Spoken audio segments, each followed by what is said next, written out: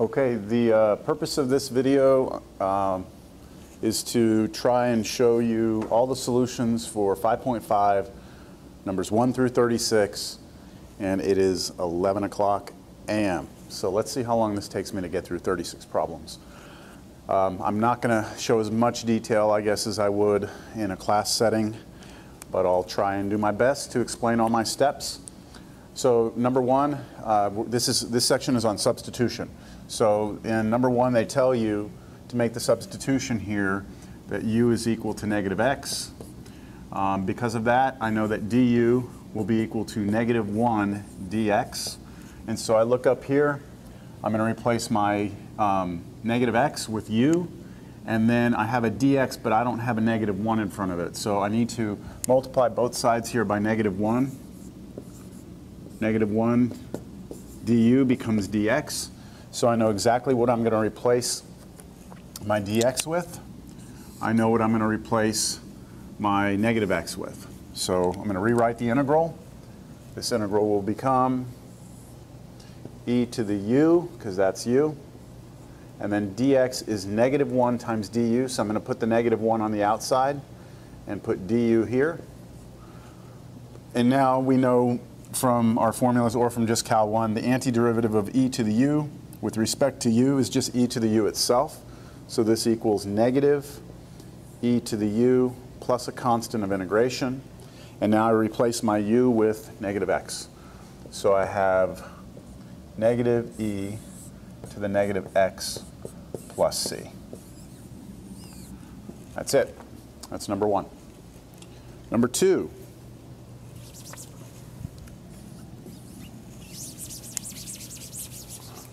We have x cubed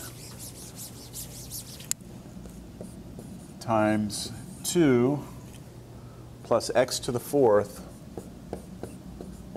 to the 5th power. And they're asking us to make the substitution of u is 2 plus x to the 4th.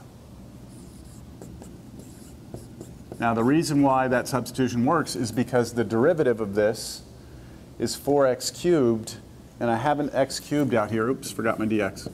I have an x cubed out here, and so I'm off by a constant, so that's a good thing. So I'm going to take the derivative here. Du is 4x cubed dx, and since I'm off by this, I don't want the 4 here because I don't have a 4 there. I will scale both sides of this by 4, or divide both sides by 4. Now I have my x dx. So remember, when you write this, this x cubed can slide out here to the back like that. So you can see that the x cubed dx is right here. That'll be replaced with 1/4 du. And then everything in that parentheses will be my u. So I rewrite the problem. The 1/4 will come out. And then I'll have integral. I've got all of this to the 5th power, so that's u to the 5th power. And then x cubed dx gets replaced with that. So I already did the 1/4, so I just need du here. And now this is just power rule. The antiderivative of u to the 5th is, here's my 1/4, bringing it down, is 1/6 u to the 6th, then plus a constant of integration. And then this becomes 4 times 6 is 24, so 1/24th u to the 6th. But remember, this was u. So 2 plus x to the 4th to the 6th plus a constant. Box it up, that's your answer. Number 3. Integral x squared square root x cubed plus 1 dx.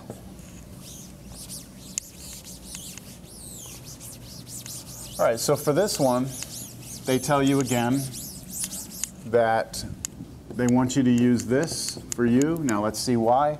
The derivative of this is 3x squared. I have an x squared right here, so I'm off by a constant. Again, this is going to work. 3x squared dx. I don't want the 3, so I scale it. 1/3 du is equal to x squared dx. And now I should be able to replace. Remember, this x squared, because it's out here by itself, can slide back here next to the dx, and so it'll match up exactly. So this integral becomes, the 1/3 is going to come out. Integral, this right here is at the back, so square root of this, but the x cubed plus 1 is u, so square root of u. And then all that x squared dx is going to be my du. Remember, my 1/3 already came out. And then this is the same as 1/3 integral u to the 1/2 du, and that way I can use the power rule. So this should be equal to 1/3, and then leave a space here. U, let's see, I take 1/2, I add 1, that's 3/2. And then I put 1/3 here, which is the same as 1/3 is the same as 2/3. That's multiplication. And then I multiply straight across. There's my plus c.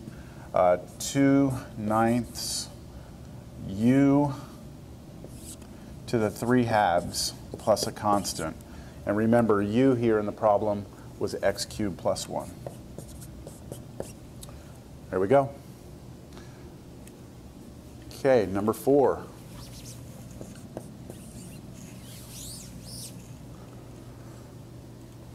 Integral dt over 1 minus 6t all to the 4th. All right, and now in this problem, just first recognize that our variable is t, not x. That's okay, it's just a dummy variable, doesn't matter what we call it. Just keep in mind that this integral is really 1 over 1 minus 6t to the 4th dt. So that dt could slide out to the side here. And they ask, or they tell us that we should use the substitution 1 minus 6t. And the reason why is because the derivative of this is going to be negative 6 dt. And I don't have a negative 6 anywhere, but I have a dt. And also, if I do that, my u, this whole thing right here, will be replaced with u. So I'll have 1 over u to the 4th, and that's good, because 1 over u to the 4th is u to the negative 4. So I'll be able to work with that. So I take my derivative here, negative 6 dt, dt, not dx, because my variable's t. I'll scale both sides, so negative 1/6 du is equal to dt. So I'll replace dt with this. I'll replace 1 minus 6t with this. Rewrite the integral. Let me get that negative 1/6 out. Negative 1/6 integral 1 over all of this to the 4th, which is the same as u to the 4th. And then dt over there is going to turn into du. Remember, the negative 1/6 came out. But this integral is just negative 1/6 integral u to the negative 4 du. And then that's just, I can do the antiderivative now. Negative 1/6. Here's u, I'm leaving a space. I add 1 to negative 4, which is negative 3. And then I do 1 over that number, negative 3. So this time it doesn't flip, because when I add the 1, it's not a fraction, plus a constant. Which gives me, let's see, negative and negative are going to become positive.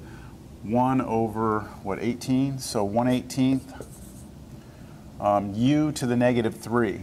U to the negative 3, but that's u. So 1 minus 6t, all of that to the negative 3, plus some constant. And you could take this whole expression, drop it to the denominator. So this would become 1 over, the 18's already on the denominator, so 18, 1 minus 6t cubed plus some constant. I think that all came in on the screen, yep. Okay. That's 4. That's the answer. I'll do 5 now.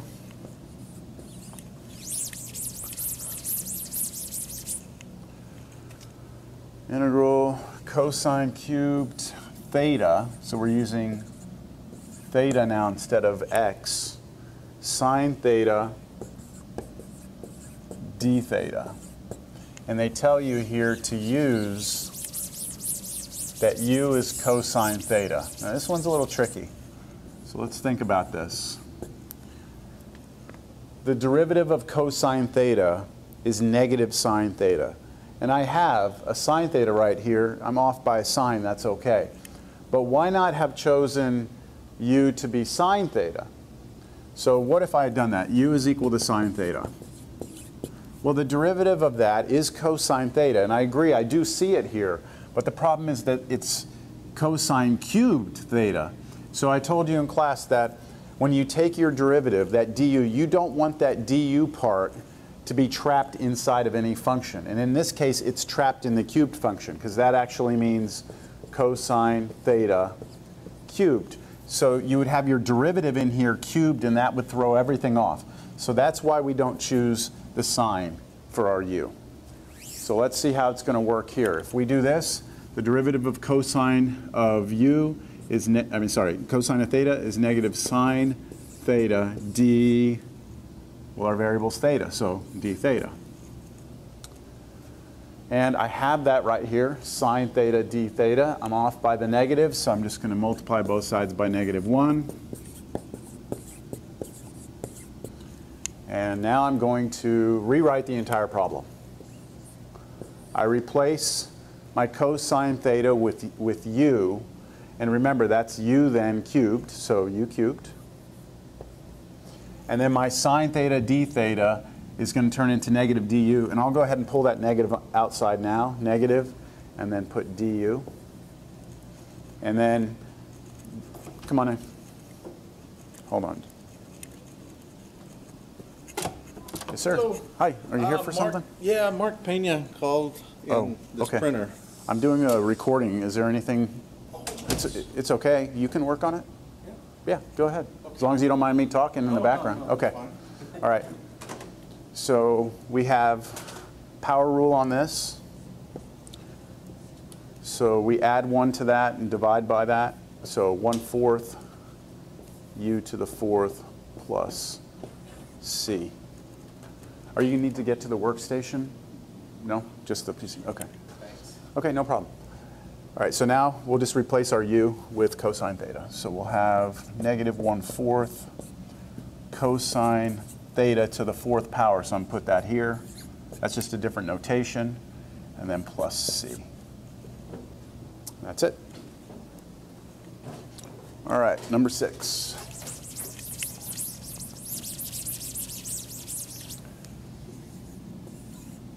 Integral.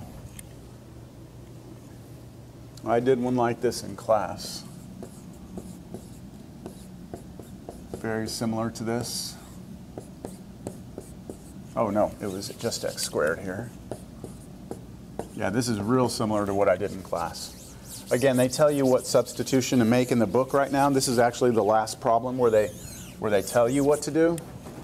So it's 1 over x. So let's see why it is they tell you to use 1 over x. Well, here's 1 over x. What is the derivative of this?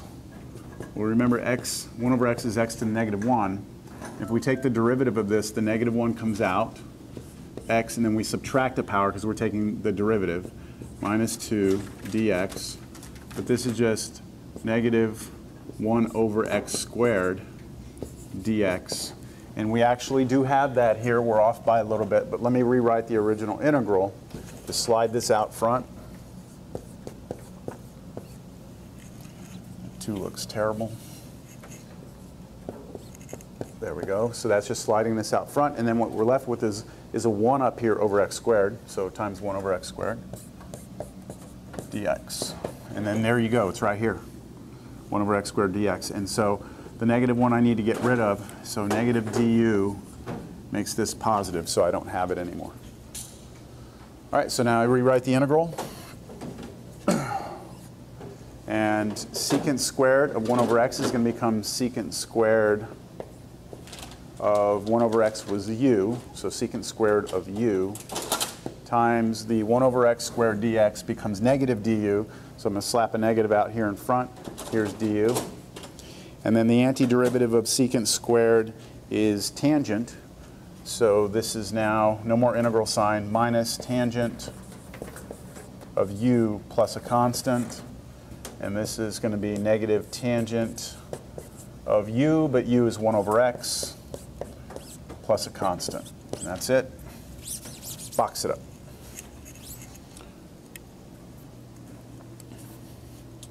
All right, let's go on to number 7. All right, so for number 7 all the way to number 36, they're no longer going to give you any information about what to choose for u. So we've got to come up with u on our own. So I'm looking for something in its derivative. I see an x squared. The derivative of x squared is 2x. And so I'm off by a constant, so that seems like the natural choice.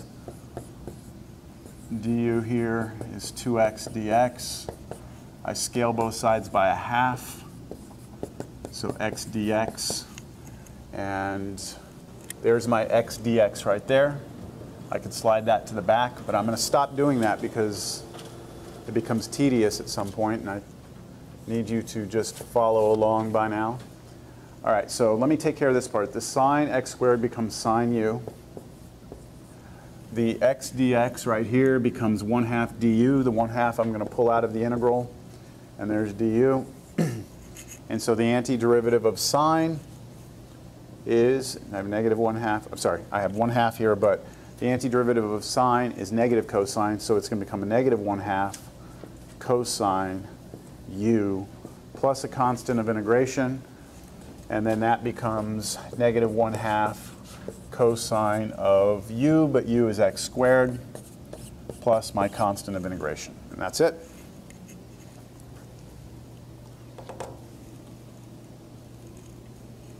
Number 8. Let's see, it's been about what here? Almost 20 minutes, and I'm on number 8. So x squared e to the x cubed. At this point right there, you should already be thinking what your u is because you see an x cubed, and the derivative of x cubed has something to do with x squared. And the x squared is out here floating by itself, so we know we can slap that next to the dx. And so I should choose my u to be x cubed. Derivative is 3x squared dx. I don't have a 3, so I will scale by 3. And now I can make a direct substitution in here. And so I have the integral.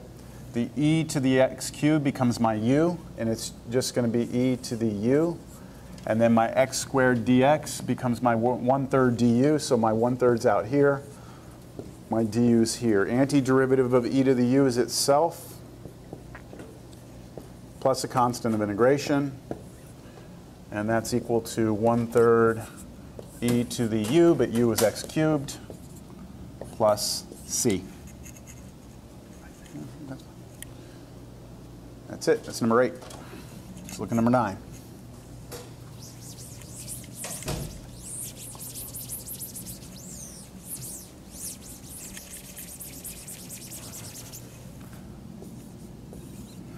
Okay, number 9. I'm waiting for these to get interesting because they do start to get kind of interesting. 1 minus 2x to the 9th power dx. I think that's a 9. Yes. All right, so I need to choose something for u. So how about what's in parentheses? All of that. If that was u, then this becomes u to the 9th, and I know how to find the antiderivative of u to the 9th. The question is, do I have the derivative of that? Well, I think I do. Because what is the derivative of this up here? You just get derivative is negative 2, and then remember the dx. So I'm off by a constant, because I have a dx. dx is always going to be there. It's just the negative 2 I don't have. So I just scale again by negative 2, so it becomes negative 1/2 on this side. This side is just dx, and now I should be able to do this. Okay, all of this to the 9th power is going to be, what, u to the 9th? And then dx is going to be our negative 1/2. And then du. Come on in. What's up? We're just going to check the printer real quick. That's fine. I'm recording, and so this is, yeah, it's fine. This is for my students. I'm doing the homework, and they can come and watch me do the homework. But if I'm talking to people, they're not going to care. So, okay. So u to the 9th, du. We've got this. So this is just power rule. So negative 1/2. Let's see, we leave a little space here, add 1 to that, that's 10. Out here, 1 over this, so 1/10, plus a constant of integration. And so we have negative 1/20th, and then u to the 10th, u to the 10th plus c. Let me go ahead and replace u. U was 1 minus 2x to the 10th, and then plus c. So that's it right there. All right, number 10.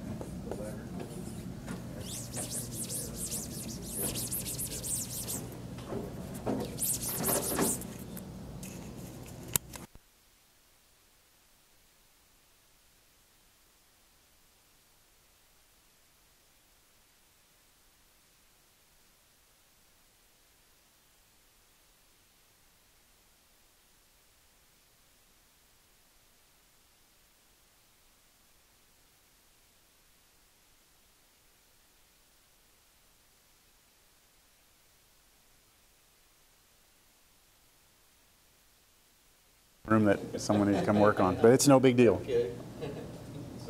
No, it's fine. Don't worry. Okay. All right. So this one is kind of interesting because we've got a 2.4 power, so it's kind of like what? But hey, it's the same thing. Pick something for you and figure out if you see its derivative somewhere. So again, I'm gonna go with the same method as we did in the last one. If this whole thing here is u, then when I'm done with my substitution, hopefully I'll have u to the 2.4. That's okay, because even though it's a decimal, 2.4, I can still use the power rule. I can still add 1 to this. So I'm not worried about that. I'm going to let u be the inside the parentheses, 3t plus 2. The derivative of this is 3 dt. I don't have a 3 dt, so getting kind of tired of scaling things, but as you can see, it seems to always pop its head up. All right, rewrite the integral. Integral. All of this is u to the 2.4. And then our dt is 1/3 du, so I need a 1/3 on the outside. Du here. The antiderivative of this, 1/3. Let me give you a second, make sure you have that. The antiderivative here, u, leaving a space, and then I'm going to add 1 to 2.4. So 2.4 plus 1, 3.4. And then over here, be careful, 1 over 3.4, and then plus my constant of integration. And I'm probably going to need my calculator here. I'm not sure what the book does, if they do this or not, but I'm going to get my calculator. And how are we doing on battery life here? I've got plenty of time, 91 minutes. Hopefully that's enough time. Oh man, my calculator's dead. Ah. All right, well, multiply those two together on the bottom. You get some number. I'm just going to put some number, I don't know what it is. And then u, which was 3t plus 2 to the 3.4 power plus c. And that's it. So this number right here is 1 over 3 times 3.4, and then figure out what 1 time over that is. And I could check it in the back of the book, but I'm not going to. All right, moving along here. Number 11.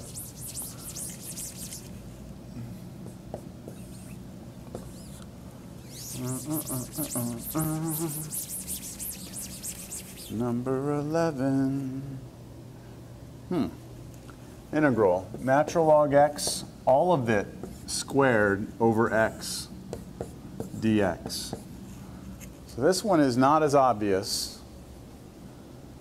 So I'm trying to find something and its derivative in here. I know not to pick x because we've already said if you pick just x, everything's just going to switch over and nothing valuable happens there. However, I know that the derivative of natural log of x is 1 over x, and I actually do have 1 over x here. If I rewrite this like this, sliding this out there's your 1 over x dx. So that looks like my choice for x, or for u, is the natural log. And if I do that, I get 1 over x dx, and there it is. It matches exactly right there. I don't even have to scale it. So I rewrite the problem. This right here is u squared. All of that's du. And that's a pretty simple power rule right there. That's just going to be 1/3 u cubed plus a constant. But what was u? It was natural log x. So I'm going to write that as natural log x, quantity cubed, plus c. All right, I'm wondering when these are going to start to get difficult. Well, the next one's tricky. The next one is tricky.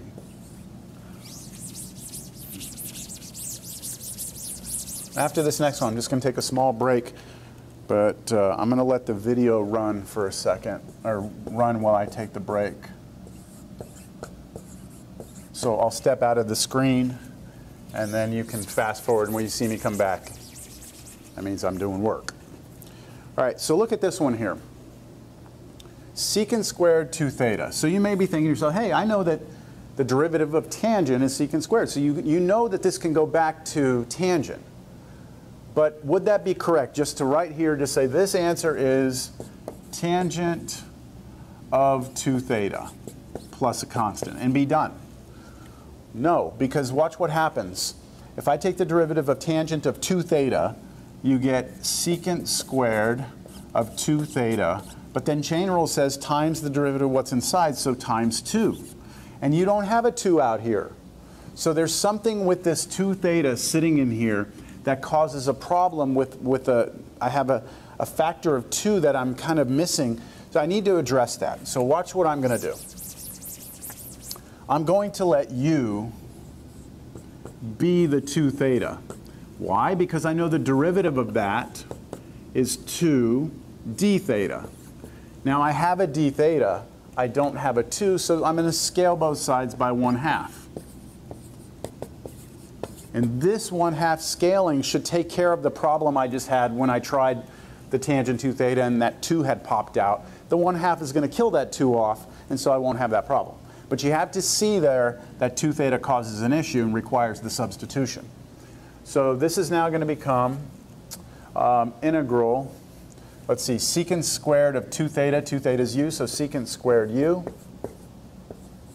And then d theta we said was 1/2 du. Here's my 1/2. There's my du. And now the antiderivative of secant squared u is just tangent u plus a constant. And then u was 2 theta. So this is 1/2 tangent 2 theta plus some constant. So now you can see the 1/2 is here. So when we take the derivative of this, we showed that when we got that, it was this right in here, but with a 2 in front of it. Well, now that 1/2 kills the 2 off.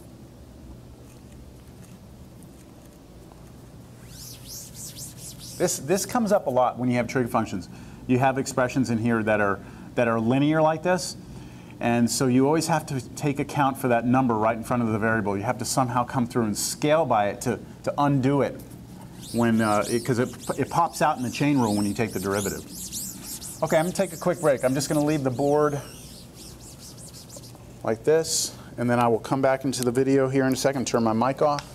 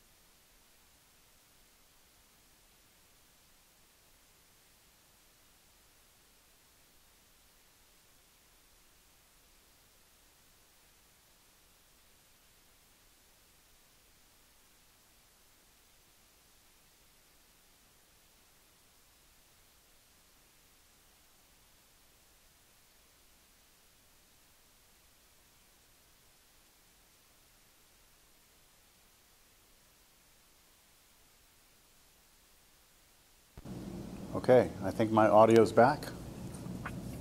All right, where am I? 13. Integral dx over 5 minus 3x. So I'm going to slide the dx to the outside. And the problem that's written up here, remember you can always slide that out. If my whole denominator is u, this is 1 over u. I know the antiderivative of 1 over u.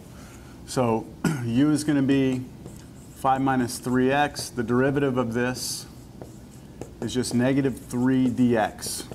I have a dx. I'm off by negative 3. I scale it out. And now I rewrite the problem. 1 over u. Dx is the negative 1/3 out here. Then du. And now, what's the antiderivative of 1 over u? This is one that you need to just remember. The antiderivative of 1 over u is natural log, the absolute value of u plus a constant, which is negative 1/3, natural log of the absolute value of u, which was 5 minus 3x plus c. All right, number 14.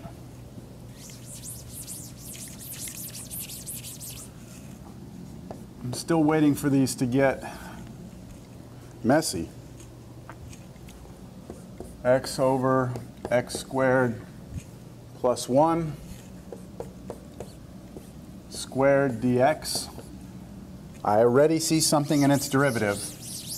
In the parentheses, in the denominator, I see x squared plus 1. The derivative of that is 2x. I have an x on top. That's perfect. Well, not perfect. I'm off a little bit. X squared plus 1. Derivative of this is 2x dx. This x dx is what I have up there. So I'm off by 2. Scale it again. Are you getting tired of scaling? I am.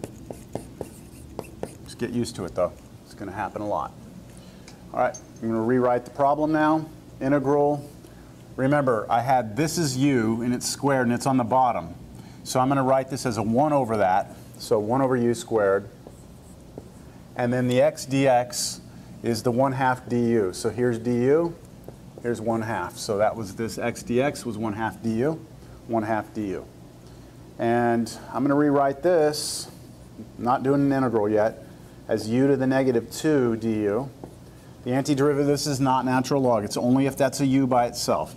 But if it's u squared down there, you have to convert it this way. Then 1/2, leave a space, add 1 to that, you get negative 1. 1 over negative 1 is still negative 1. I'll just write it, 1 over negative 1, plus a constant, which is, this just turns into a negative 1/2. U to the negative 1, what's u? It's x squared plus 1 to the negative 1 plus c.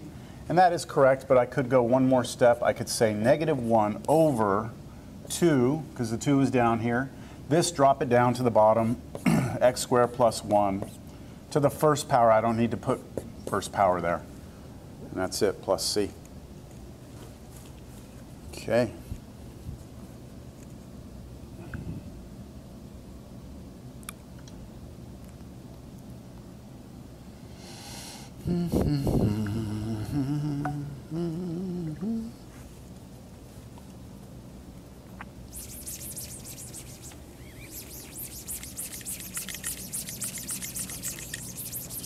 Number 15.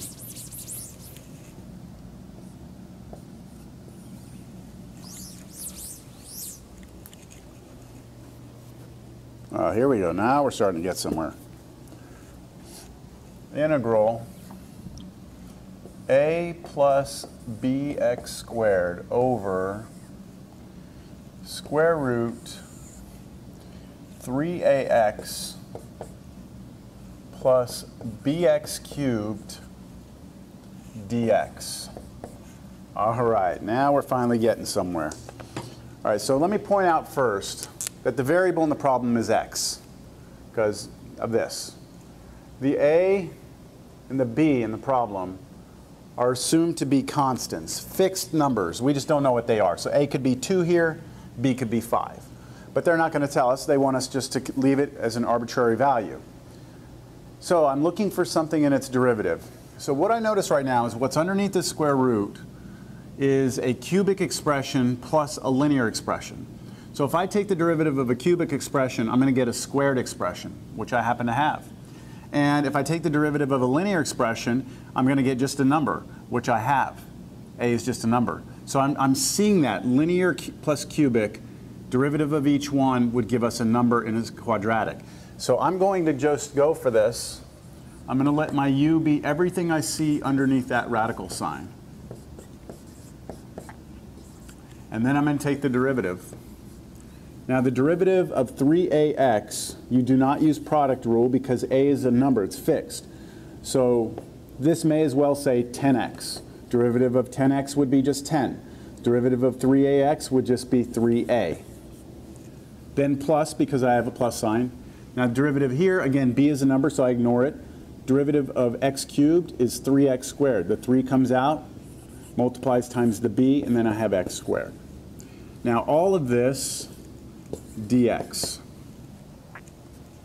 So now I look over here and I say, I better see that derivative somewhere over here.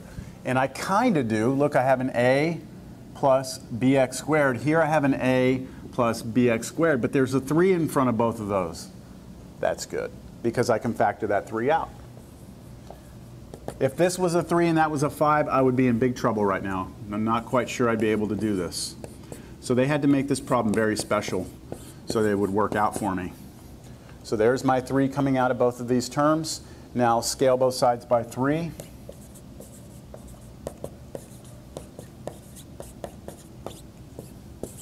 And now you can see I have a plus bx squared dx, and that is this right here. That's what that means, right? Because there's really kind of like a parentheses on that.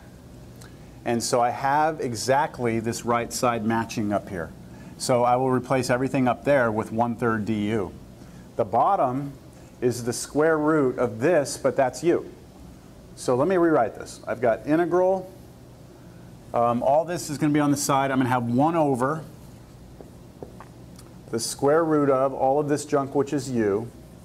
And then everything here that I moved over to the side matched right here, and that's going to be replaced with 1/3 du. Here's my 1/3. Here's my du. And that is just a power of u, so I will rewrite it as u to the negative 1/2 du, and then apply the power rule. So 1/3, I'm going to have to erase this.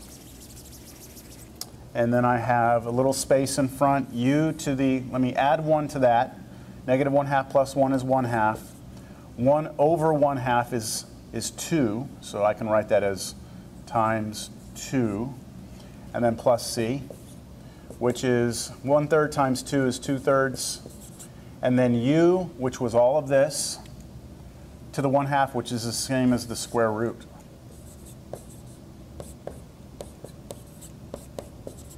So there's 2/3 u to the 1/2 plus c. Done. And that was cool. I like that. You have to keep in mind that these problems, they have to be made so that they work, okay? In the big picture, in the grand scheme of things, if you just arbitrarily just throw something up here and say, find the antiderivative, it's probably going to be very difficult to find it. They have to tailor make these things to work for you.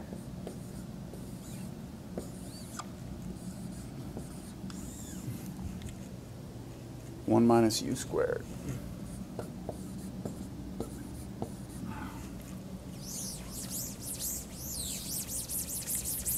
Okay. 16 doesn't seem as bad as 15 was. Oh, you know what? Maybe that's why it's bad. Because they're using the variable u already. So I can't make a substitution of u equals something because u is already being used. So guess what? I get to use a different variable. How about w? So I'm going to make, instead of a u substitution, I'm going to make a w substitution. So w is equal to, I need to find something in its derivative. 1 minus u squared, the derivative of that is negative 2u. I have a u right here. I'm off by negative 2. So w will be equal to 1 minus u squared. The derivative of w, dw, will be negative 2u du, because the variable is u. Do you have a negative 2u du? No, you have a u du. So scale it, negative 1/2 dw is equal to u du. And now I should be able to rewrite the problem. Remember, that u is really back here behind the radical next to this du. So integral, the square root part becomes square root of w. And then u du is this. Negative 1/2 comes out. dw goes here. And now you just need to find the antiderivative of this. So negative 1/2 integral, this is the same as w to the 1/2 dw. And then that's negative 1/2. And then I'm going to leave a space. I add 1 to this. 1/2 plus 1 is 3/2. And then I put 1 over 3/2 here, which is 2/3, plus a constant. 2's cancel. I get negative 1/3 w, which, remember, w's that. 1 minus u squared to the 3/2 plus c. Now, we're done here, but I want to just show you something because the back of the book might look different.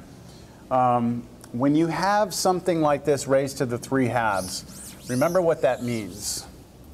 This right here really means 1 minus u squared cubed, because that's what the 3 means, and then the 2 here means square root. So you really have this. Since it's cubed, you could write 1 minus u squared squared times 1 minus u squared.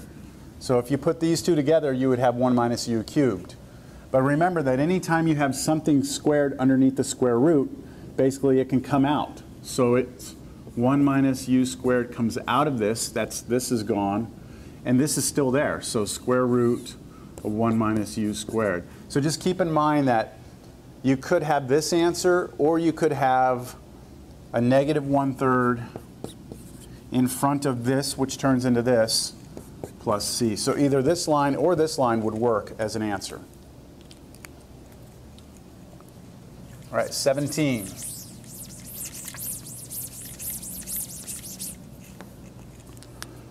Sine pi t dt. Sine pi t dt. So this is kind of like that problem we had where it was secant squared 2 theta, where it wasn't quite just going backwards to tangent. This one's same thing. We know the antiderivative of sine is cosine, or negative cosine, but the pi t causes an issue. So what I'm going to do here is I'm going to make a u substitution. And my u substitution will be u is equal to pi t. And the derivative then of u will be, well, pi is a constant, so pi and then dt. I don't have pi dt, right? This pi t is inside the sign. You can't mess with that. I have a dt by itself, so I need to get rid of this pi. So I just scale both sides by pi. 1 over pi dt, sorry, du is equal to dt. And I should be able to rewrite it now. So this integral becomes sine of pi t, but pi t is u. Then dt was this. The 1 over pi is a constant. It comes out. du. Pi is a constant, right? Yes, it's a number? Okay, so that's this. And then now the antiderivative of sine is negative cosine. So I'm going to have a negative 1 over pi cosine u, but what's u? Pi t plus some constant. So hope that I didn't go too fast there. There you go. It's getting hot in this room. I don't know what's going on. Let's see how my recording's going here. We're at 50 minutes. I'm going to go for another. I'm going to do one more problem and take a break because the video is going to cut off after an hour. It's going to create a separate file anyway. So let me do another one. 18. Ooh, I like this one. Sine square root x over square root x dx. Yes. So I like that these are becoming a little more interesting.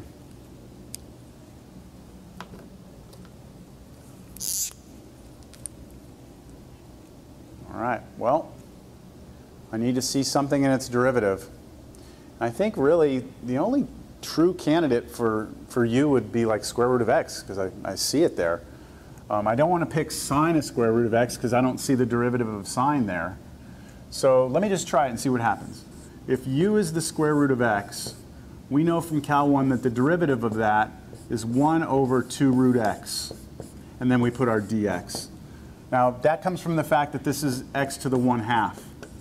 And the derivative of this, the 1/2 comes out, times x to the, we subtract 1, we get negative 1/2. And so that's the same as 1 over 2 times 1 over x to the positive 1/2, because this you just drop down, change the power to a positive, but this means square root of x. So it's that. So I always teach my Cal 1 students, don't go through and do this power thing. Just remember this, because it happens so much. Derivative of the square root of something is 1 over 2 times the square root of that something. All right, so the question is, do I have that? Well, I do. If I'm willing to split this up again, and just remember that sine of square root of x can just come out here, leave me with the 1 over square root x dx. There it is. And I almost have it, except I don't have a 2. See that 2? I don't have a 2 down here. So let's get rid of this 2. Well, since the 2 is on the bottom here, I'm going to multiply the tops by 2. So 2 du will equal to, if I put a 2 here, they would cancel. So 1 over root x dx. There it is. It matches perfect. So I rewrite the problem. Integral. This is sine u. This part right here became a 2 du. Here's my 2. Here's my du. And the antiderivative of sine is negative cosine. So negative comes out, joins up with that 2.